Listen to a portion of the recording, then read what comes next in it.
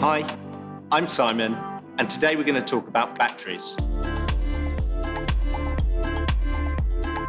The power that you need to keep your converted commercial vehicle on the road, doing whatever job it is that you do, from a refrigerated vehicle, running power tools off the back of the vehicle, exterior lighting, or even a tacho and a tracker. All those things are draining your batteries throughout the day and throughout your working life. And what we want to do is make sure that you have the right battery choice for your total power load on that vehicle. There's also advice available in the Body and Equipment Mounting Manual, the BEMM, which is available online.